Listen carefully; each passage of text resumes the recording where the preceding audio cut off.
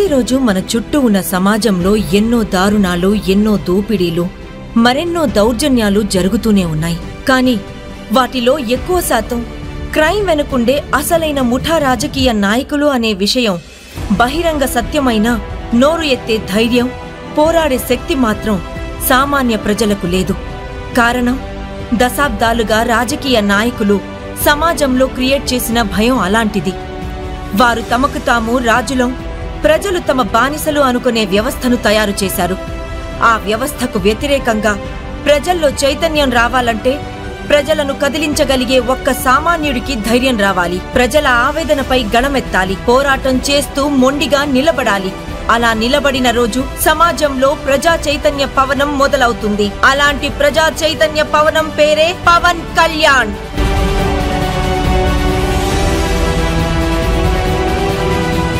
చిన్ననాటి నుండి సమాజం పట్ల, ప్రజా పోరాటాల పట్ల ఆసక్తి ఉన్న పవన్ కళ్యాణ్ అన్నయ్య మెగాస్టార్ చిరంజీవి తమ్ముడిగా సినీ ప్రయాణం మొదలుపెట్టాడు. సినీ హీరోగా తనకంటూ ఒక వైవిధ్యాన్ని అలవరుచుకుని కోట్లాది ప్రజల అభిమాన కథానాయకుడిగా సినీ రంగంలో ఉన్నత స్థాయికి ఎదిగాడు. తాను సినిమాల్లోకి అయితే వచ్చాడు, కానీ తనలోని సమాజం పట్ల ఉన్న ఆలోచన ధోరణి మారలేదు. దాంతో తాను నమ్మే సిద్ధాంతాలను సినిమాల్లో ఏదో ఒక రూపంలో ప్రజలకు తెలియజేసి వారిలో చైతన్యం తీసుకొచ్చేందుకు ప్రయత్నించేవాడు. బద్రీ సినిమాలో ఐఎమ్ ఎన్ ఇండియన్ అంటూ జాతీయవాదాన్ని, దేశం పట్ల ప్రేమను చాటి చెప్పాడు.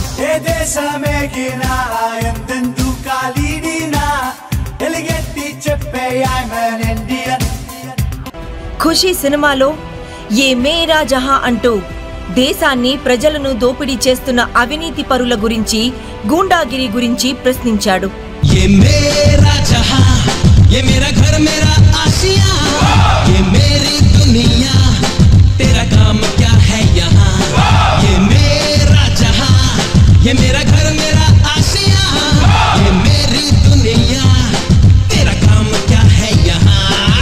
జానీ సినిమాలో నారాజుగాకురా మా అన్నయ్య అంటూ కులమతాల ముసుగులో జరుగుతున్న రాజకీయ వికృత క్రీడలను, మత సామరస్యాన్ని వివరించారు. నవాబులు నిర్మించిన నగరములుంటూ, నవాబులు నిర్మించిన నగరములుంటూ, కులమతాల గొడవలు మనకెందుకురన్నా, ఇంకెందుకురన్నా. హై నారాజుగాకురా మా అన్నయ్య, నసీరు అన్నయ్య, ముద్దుల కన్నయ్య, హై మన రోజు మనకుంది మన్నయ్య. లే లే లేలే అంటూ మహిళలపై జరుగుతున్న దాడులకు మహిళలు తిరుగుబడి పోరాటం చేయాలనే స్ఫూర్తిని రగిలించారు. బాల కార్మిక వ్యవస్థ, దిగజారిపోయిన రాజకీయాలను ప్రజలకు అర్థమయ్యేలా చెప్పే ప్రయత్నం చేశారు. చెడు ఉంది, మంచి ఉంది, అర్థం వేరే ఉంది, చెడ్డోళ్ళకి చెడు చెయ్యడమే మంచి, చేదుంది, తీపి ఉంది, భేదం వేరే ఉంది, చేదన్నది ఉన్నప్పుడేగా తీపి. సమాజంలో తప్పు జరుగుతున్నప్పుడు, ఒక వ్యక్తికి అన్యాయం జరుగుతున్నప్పుడు నువ్వు స్పందించకపోతే రేపు నీకు కష్టం వచ్చినప్పుడు స్పందించేవాడు ఎవరు ఉండరనే ఆలోచన పవన్ కళ్యాణ్ నిజ జీవితంలో అనుసరించారు. నీ పెట్రోల్ పెరిగిపోద్ది, కందిపప్పు పెరిగిపోద్ది, పిల్లల స్కూల్ ఫీజులు పెరిగిపోతాయి, బస్సు ఛార్జీలు పెరిగిపోతాయి, ఆడికి దోలకి కుర్చీ ఎక్కితే నీకు దోలు తిరిగిపోతుంది. అది నీకు ఓకేనా? ఇలా ప్రతి సినిమా ద్వారా సమాజాన్ని చైతన్యపరిచేందుకు ప్రయత్నించినప్పటికీ తనకి తృప్తి కలగలేదు. నా జీవితం కేవలం సినిమాలేనా అనే ఆలోచన ఆయనను ప్రశాంతత లేకుండా చేసింది. సమాజంలో రాజకీయంగా, చట్టపరంగా, న్యాయపరంగా సామాన్య ప్రజలు ఎదుర్కొంటున్న ఇబ్బందులను తొలగించేందుకు, వారికి రక్షణ కల్పించేందుకు 2007 అక్టోబర్ 23న తనకు ప్రొటెక్షన్ ఇచ్చే రివాల్వర్ ను వద్దనుకుని కామన్ మెన్ ప్రొటెక్షన్ ఫోర్స్ ను స్థాపించి సామాన్యులకు అండగా నిలబడే ప్రయత్నం చేశాడు పవన్ కళ్యాణ్. ఆ తరువాత ప్రజారాజ్యం పార్టీ యువజన విభాగం యువరాజ్యంకు అధ్యక్షునిగా ఉంటూ 2009 ఎన్నికల్లో అప్పటి కాంగ్రెస్ ప్రభుత్వం చేస్తున్న దోపిడీలు, దారుణాలపై గళమెత్తి ప్రభుత్వాన్ని ప్రశ్నించారు.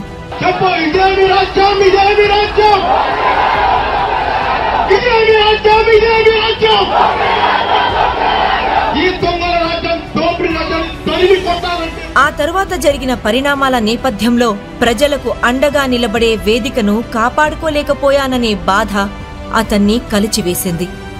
అదే సమయంలో జరిగిన ఆంధ్రప్రదేశ్ రాష్ట్ర విభజన ఇరు రాష్ట్రాల ప్రజల మధ్య స్వార్థ నాయకులు రగిలించిన వైషమ్యాలను చెరిపివేసేందుకు కామన్వెల్త్ ప్రొటెక్షన్ ఫోర్స్ కు రాజకీయ రూపమిచ్చి ఉన్నతమైన 7 ప్రాథమిక సిద్ధాంతాలతో 2014 మార్చి 14న జనసేన పార్టీని స్థాపించి జనసేనానిగా అవతరించారు పవన్ కళ్యాణ్. నేను ఇలా మీ ముందుకు వచ్చాను, పార్టీ పెట్టాను, దాని పేరు జనసేన. మీ సేన, సామాన్యుల సేన, మన భారతదేశపు సేన. జనసేన సిద్ధాంతాల్లో ముందుగా 7 సిద్ధాంతాలుగా మేము విభజించాం.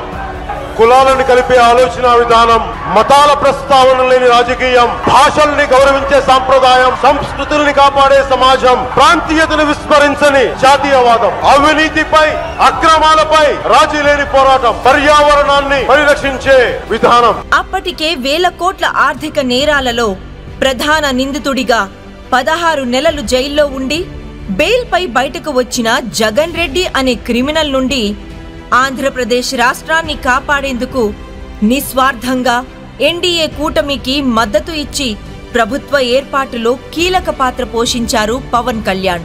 2014 నుండి 2018 వరకు అనేక ప్రజా సమస్యలపై తనదైన శైలిలో గళమెత్తి వారి సమస్యల పరిష్కారానికి వారధిలా మారారు.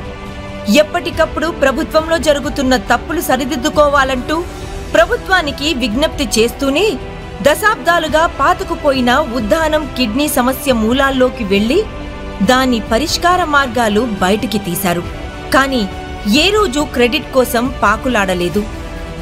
రాజధాని కోసం చేపట్టిన భూసేకరణలో భాగంగా ఉండవల్లి, పెనుమాక, బేతపూడి గ్రామాల ప్రజలు తమ గ్రామాల భూములను రాజధాని కోసం ఇవ్వలేము అని పవన్ కళ్యాణ్ గారిని కలిస్తే వారి తరపున ప్రభుత్వాన్ని కదిలించి భూసేకరణ జరగకుండా అడ్డుకున్నారు. 2018 మార్చి 14న మంగళగిరిలో 5 లక్షల మంది ప్రజల సమక్షంలో జరిగిన పార్టీ ఆవిర్భావ దినోత్సవ వేదికగా 2019 ఎన్నికల శంఖారావం పూరించి రాజకీయ సమీకరణాలు మార్చేశారు జనసేనాని.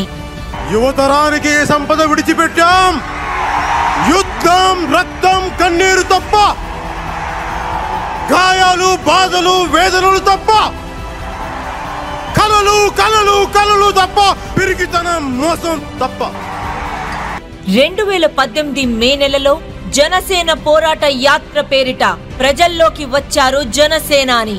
రాజ్యాంగ నిర్మాత బాబాసాహెబ్ అంబేద్కర్ గారి స్ఫూర్తితో విశాఖలోని అంబేద్కర్ భవన్లో సాధారణ వ్యక్తిగా ఉంటూ జనసేన పోరాట యాత్రను ప్రారంభించారు.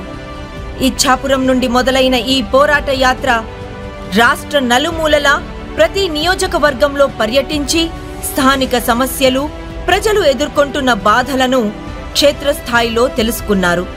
ధవళేశ్వరంలో 10 లక్షల మంది ప్రజలతో కలిసి కవాతు చేసి రాజకీయ ప్రకంపనలు రేకెత్తించారు జనసేనాని.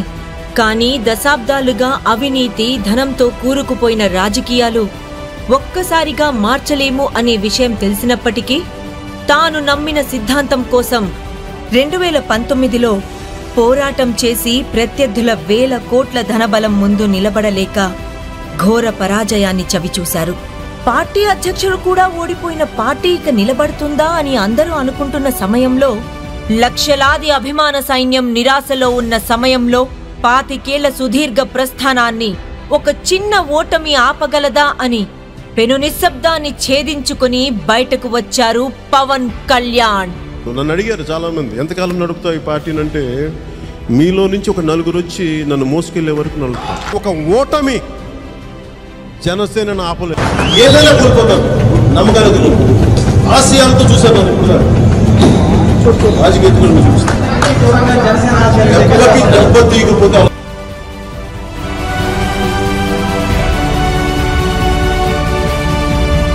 ఓటమితో నిరాశతో ఉన్న సమయంలో తన వద్దకు వచ్చి ఒక తల్లి తను 14 ఏళ్ల ఆడబిడ్డకు జరిగిన అన్యాయాన్ని చెప్పగానే ఆ బాధ మళ్లీ తన పోరాటాన్ని మొదలుపెట్టేందుకు 151 సీట్లతో అధికారంలోకి వచ్చిన జగన్ ప్రభుత్వం కృత్రిమ ఇసుక కొరత సృష్టించి 30 లక్షల మంది భవన నిర్మాణ కార్మికులను రోడ్డున పడేయడంతో 5 లక్షల మంది ప్రజలతో కలిసి విశాఖ నడిబొడ్డున లాంగ్ మార్చ్ చేసి ప్రభుత్వాన్ని కదిలించారు. కోవిడ్ కష్టకాలంలో ప్రజలందరూ ఇబ్బందులు పడుతున్న వేళ తన ఐడియాలజీకి ఆకర్షితులైన లక్షలాది మంది జనసైన్యం ప్రపంచ నలుమూలలా నుండి జనసేవా కార్యక్రమాల్లో పాల్గొని మానవత్వాన్ని చాటారు. జగన్ ఇంటికి సమీపంలో ఇల్లు ఉండటమే పాపం అన్నట్లుగా వైసీపీ ప్రభుత్వం పేదల ఇళ్లు కూల్చేస్తూ ఉంటే ఆ విషయం పవన్ కళ్యాణ్ దృష్టికి తీసుకొచ్చిన కారణంగా వాలంటీర్ శివశ్రీ సోదరుని చంపించింది జగన్ ప్రభుత్వం. దీంతో సామాన్యుల తరపున ప్రభుత్వానికి సమస్యలపై గళం వినిపించేందుకు జనవాణి అనే మహోత్తర కార్యక్రమం రూపొందించింది జనసేన. వైసీపీ ప్రభుత్వం అధికారంలోకి వచ్చాక ప్రభుత్వ వైఫల్యం వల్ల నష్టపోయి దాదాపు 3500 మంది కౌలు రైతులు ఆత్మహత్యలకు పాల్పడితే చలించిపోయిన పవన్ కళ్యాణ్ గారు ప్రతి కుటుంబానికి ₹1,00,000 ఆర్థిక సాయాన్ని అందించి నేనున్నాను అనే భరోసా కల్పించారు. రాష్ట్రంలో ఏ ప్రాంతంలో చూసినా గజానికొక గొయ్యి చొప్పున రోడ్లు శిథిలావస్థకు చేరినా సరే వైసీపీ ప్రభుత్వం రోడ్ల మరమ్మతులు చేయకపోవడంతో విసిగిపోయి డిజిటల్ క్యాంపెయిన్ ద్వారా వైసీపీ ప్రభుత్వ వైఫల్యంపై ప్రశ్నలు సంధించారు. క్షేత్రస్థాయిలో శ్రమదానం కార్యక్రమం చేపట్టారు. పవన్ కళ్యాణ్ వస్తున్నారు అని భయపడి రాత్రికి రాత్రి ఆయన వచ్చే మార్గంలో రోడ్లు వేసింది వైసీపీ ప్రభుత్వం. ఆంధ్రుల ఆత్మగౌరవానికి ప్రతీక అయిన విశాఖ ఉక్కు కర్మాగారాన్ని ప్రైవేటీకరణ చేసే ప్రయత్నాలపై జగన్ ప్రభుత్వం మౌనంగా ఉంటే కేంద్ర హోంమంత్రి శ్రీ అమిత్ షా గారిని కలిసి ప్రైవేటీకరణ నిలిపివేయాలని కోరారు. యువతలోని శక్తిని ప్రపంచానికి పరిచయం చేసిన స్వామి వివేకానందుని జయంతి సందర్భంగా రణస్థలంలో యువశక్తి పేరుతో భారీ సభ నిర్వహించి యువత ఆలోచనలకు వేదిక కల్పించింది జనసేన. ఒక దేశపు సంపద నదులు కాదు, అరణ్యాలు కాదు, ఖనిజాలు కాదు, కలల ఖనిజాలతో చేసిన యువత. ఒక రాజకీయ పార్టీకి ప్రధాన బలం కార్యకర్తలు. వారి యోగక్షేమాల గురించి ఆలోచించి వారికి వారి కుటుంబ సభ్యులకు భరోసా కల్పించేలా జనసేన పార్టీ క్రియాశీలక సభ్యత్వం కార్యక్రమం ద్వారా ప్రతి జన సైనికుడికి 5 లక్షల ప్రమాద జీవిత బీమా, 50,000 రూపాయల ప్రమాద చికిత్స బీమా అందేలా చేసి వారికి రక్షణ కల్పించింది జనసేన. మత్స్యకార వర్గాలను రోడ్డున పడేసేలా జగన్ ప్రభుత్వం తీసుకువచ్చిన జీవో 217 వ్యతిరేకంగా గళమెత్తి మత్స్యకారుల పక్షాన పోరాడేందుకు మేమున్నాము అనే ధైర్యం కల్పించింది జనసేన. కాకినాడ తీర పర్యటనకు వెళ్లిన సమయంలో మత్స్యకార యువతలోని నైపుణ్యాన్ని చూసి వారికి ప్రోత్సాహం అందించేలా ప్రణాళికలు సిద్ధం చేస్తుంది జనసేన.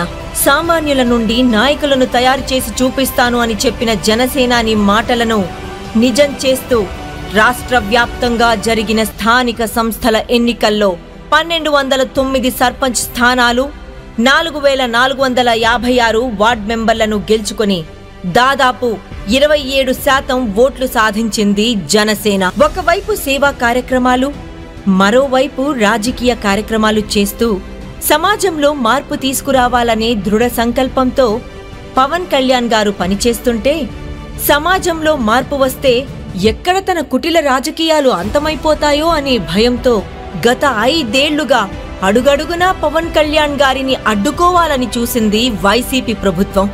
ఇప్పటం గ్రామంలో జనసేన ఆవిర్భావ సభకు స్థలం ఇచ్చారనే కోపంతో గ్రామస్తుల ఇళ్లు కూలగొట్టించింది. పార్టీకి ఆర్థిక వనరులు లేకుండా చేసేందుకు పవన్ కళ్యాణ్ గారి సినిమాల విషయంలో కాకసపూరితంగా వ్యవహరిస్తూ ప్రభుత్వ అధికారులను టికెట్ కౌంటర్లలో కూర్చునే స్థాయికి దిగజారింది. అసలు రాష్ట్రంలో అడుగుపెట్టనివ్వకుండా చేయడానికి సైతం ప్రయత్నాలు చేసి విమానం ఎగరనివ్వకుండా రోడ్డు మార్గం ద్వారా రాకుండా అడ్డుకునే ప్రయత్నాలు చేసింది వైసీపీ ప్రభుత్వం. పవన్ కళ్యాణ్ అనే ఒక వ్యక్తిని లొంగదీసుకునేందుకు జగన్ రెడ్డి విశ్వ ప్రయత్నాలు చేసినప్పటికీ దేనికి లొంగకుండా ఉక్కు మనిషిలా నిలబడ్డాడు పవన్ కళ్యాణ్. ఒక్క ఎమ్మెల్యే కూడా లేని పార్టీ ఇప్పుడు వైసీపీని భయపెడుతుంది అంటే అది పవన్ కళ్యాణ్ గారి సైద్ధాంతిక బలం కారణం. 10 ఏళ్లుగా గెలుపోటములకు అతీతంగా ప్రజల్లో ఉంటూ ఎవరూ తనకు అండగా ఉన్నా లేకపోయినా తాను నమ్మిన సిద్ధాంతం కోసం, అట్టడుగు వర్గాల అభ్యున్నతి కోసం, ప్రజల సంక్షేమ అభివృద్ధి కోసం అలుపెరుగని పోరాటం చేస్తూ జనసేన పార్టీని దశాబ్ద కాలం పాటు నడిపించారు జనసేనాని పవన్ కళ్యాణ్. వాళ్ళు సామాన్యులు. నీలాంటోడు పెడతా అంటే ఆశపడతారు, బెదిరిస్తే భయపడతారు. ఆశకి భయానికి మధ్య ఊగిసలాడే జీవితాలు వాళ్ళే.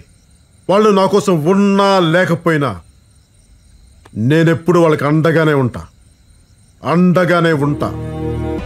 ఒక మనిషి తలుచుకుంటే ఎంతటి అసాధ్యాన్నైనా సుసాధ్యం చేయగలడు అనే దానికి నిర్వచనం జనసేనాని. అతని నిబద్ధతకు ప్రతిరూపమే జనసేన, టీడీపీ, బీజేపీ పొత్తు. One man's courage makes a majority. ఒక్కడికి ధైర్యం ఉంటే చాలు. ఒక్కడికి ధైర్యం ఉంటే మొత్తం కోట్లాది మందికి వెన్నెముక నిటారుల నుంచి ఉంటుంది ధైర్యంతో. ఈ రోజున ఒక నవశకం ప్రారంభించాం. ఒక ఇంపాసిబుల్ అలయన్స్. ఎమ్మెల్యేగా ఓడిపోయిన వ్యక్తి, భీమవరంలో ఎమ్మెల్యేగా ఓడిపోయిన వ్యక్తి ఈ అలయన్స్ ని ముందుకు తీసుకెళ్లడంలో కీలకమైన వ్యక్తి. మేరే సాత్ పవన్ హై.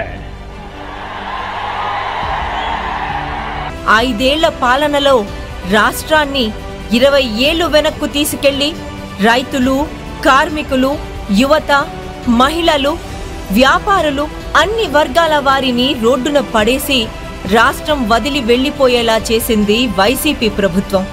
శాంతి భద్రతలు అనే మాట వినిపించడం లేదు. గంజాయి ఎగుమతిలో అగ్రస్థానంలో నిలబెట్టింది జగన్ ప్రభుత్వం. కౌరవ సైన్యంలా మారి రాష్ట్రాన్ని దోచుకు తింటూ, ప్రశ్నించిన వారిపై దాడులు చేస్తూ, అక్రమ కేసులతో నియంత పాలన చేస్తున్న సమయంలో వచ్చింది జనసేన. 10 ఏళ్ల రాజకీయ ప్రస్థానంలో ప్రజల తరపున ప్రశ్నించాము, పోరాటాలు చేశాము. ఇకపై రాజ్యాధికారంలోకి భాగస్వామ్యంగా ఉంటూ ప్రజా సమస్యల పరిష్కారం కోసం కృషి చేయనుంది జనసేన. రానున్నది ఎన్నికల యుద్ధ సంగ్రామం. వైసీపీ కౌరవ సైన్యం సిద్ధంగా ఉంది. వారికి చరిత్ర మరువలేని యుద్ధం ఇచ్చేందుకు, ప్రజల ఆకాంక్షలను నిజం చేసేందుకు ఎన్నికల కథన రంగంలోకి దూసుకొస్తోంది జనసేన. 2024 ఎన్నికలకి నీకు యుద్ధం ఇస్తాం. జగన్ గుర్తుపెట్టుకో, అధపాతాళానికి తొక్కకపోతే నా పేరు పవన్ కళ్యాణే కాదు, నా పార్టీ జనసేనే కాదు. మర్చిపోకో. సింహాసన్ ఖాళీ కరో, జనతా ఆతీ హై. సింహాసనాన్ని ఖాళీ చేయి, ప్రజలు వస్తున్నారు. జనసేన పార్టీ 11వ ఆవిర్భావ దినోత్సవం సందర్భంగా ఈ 10 ఏళ్ల ప్రస్థానంలో భాగస్వాములైన ప్రతి ఒక్కరికి ధన్యవాదాలు తెలియజేస్తున్నాం.